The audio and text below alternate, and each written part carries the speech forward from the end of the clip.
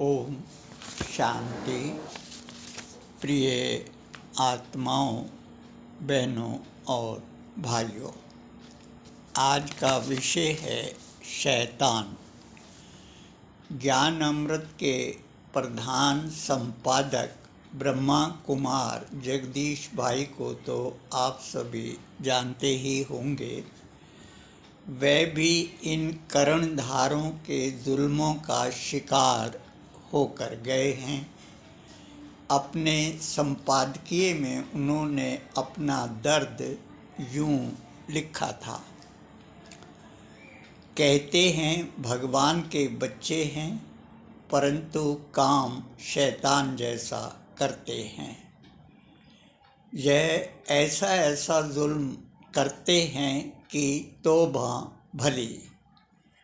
योगी कहलाते हैं, परंतु अत्याचार करते हैं।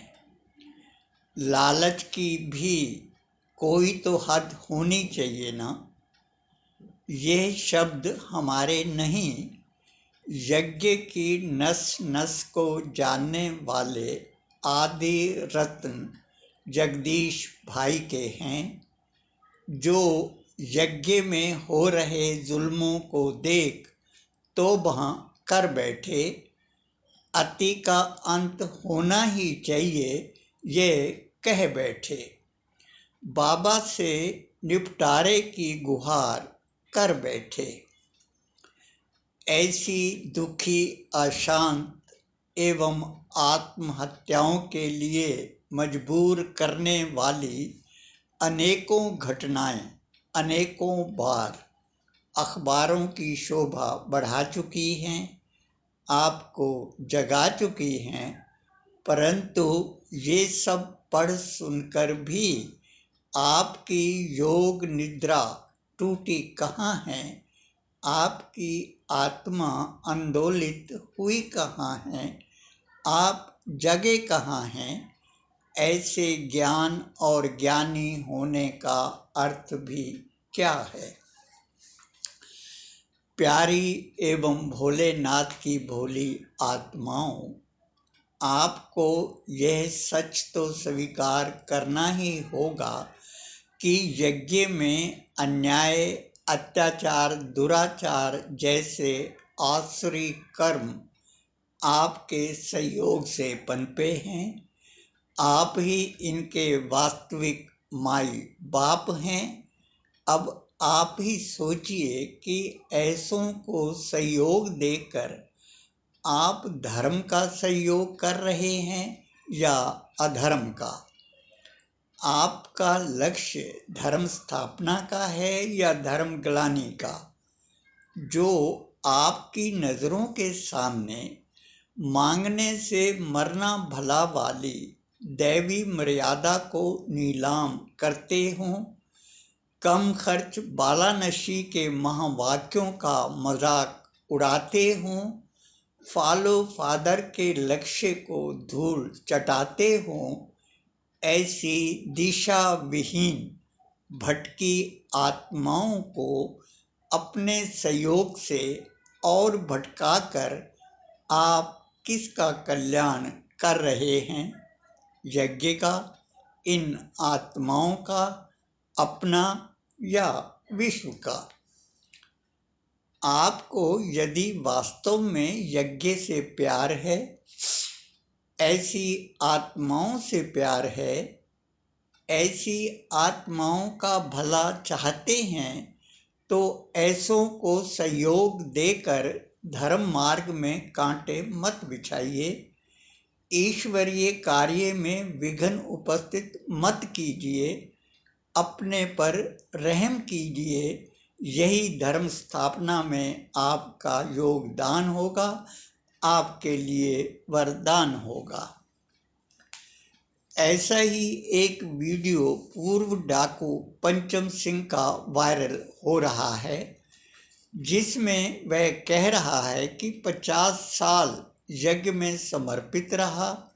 भीड़ जुटाने के लिए ब्रह्मा कुमारियों ने पूरे देश में मेरा इस्तेमाल किया, मेरी ज़मीन जायदाद भी ले ली। अब उम्र ज़्यादा होने के कारण कोई पूछता नहीं है। इस प्रकार इन जालिमों ने हजारों जिंदगियां बर्बाद की हैं, हजारों का जीवन तबाह किया है। हालांकि इसमें गलती पंचम सिंह जैसों की भी है। पहले ये लोग अपना हाथ कटवा लेते हैं, फिर पछताते हैं, जबकि फॉलो फादर का मतलब ब्रह्मा बाबा समान अपने ही तन मन धन से सेवा करना है, न कि शैतानों को धन देकर अपने हाथ कटवाना और फिर पछताना है। 56 भोग लगाने वाले इन शैतानों के पास क्या कमी है जो पंचम सिंह जैसे बुजुर्ग को जलालत से भरी जिंदगी जीने के लिए छोड़ दिया है? क्या इसी को ईश्वरीय परिवार कहते हैं? ईश्वर के घर में भी ऐसा ही होता है क्या? ऐसा करके ईश्वर के नाम को बदनाम कर रहे हो या नाम को बाला कर रहे हो? यज्ञ के अपने वृद्ध आश्रम हैं, क्या इनमें पंचम सिंह जैसे बाबा के बच्चों के लिए कोई जगह नहीं है? लौकिक में भी यदि कोई अपने वृद्ध के साथ ऐसा करता है तो उसे कपूत कहा जाता है, नालायक कहा जाता है। ऐसे लोग बद्दुआओं के पात्र बनते हैं। ऐसों के हिस्से में बद्दुआएं ही आती हैं। यह जो भ्रम फैला रखा है कि बाबा ने मुखियाओं और महारथियों को निमित्त बनाया है, एकदम बकवास है, झूठ है। बाबा ने कब निमित्त बनाया, कहाँ बनाया, किस मुरली में बाबा ने कहा कि यही लोग निमित्त हैं? याद रखो, निमित्त हैं तो हम सभी, वरना कोई भी नहीं है। यदि प्रवृत्ति में रहने वाले निमित्त नहीं हैं तो धन क्यों देते हैं? आप क्यों लेते हैं? यदि ये धन देना बंद कर दें तो आपका निमित्त बना धूल चाटता नजर आएगा। अव्यक्त होने के बाद पहली मुरली में बाबा ने कुमार का यानी दादी प्रकाश मणि को मनमोहिनी दीदी का मात्र सहयोगी बनाया था, जो बाद में कार्यकारिणी के बहाने इन शैतानों ने यज्ञ पर कब्जा कर लिया और शक्ति प्राप्त करते गए।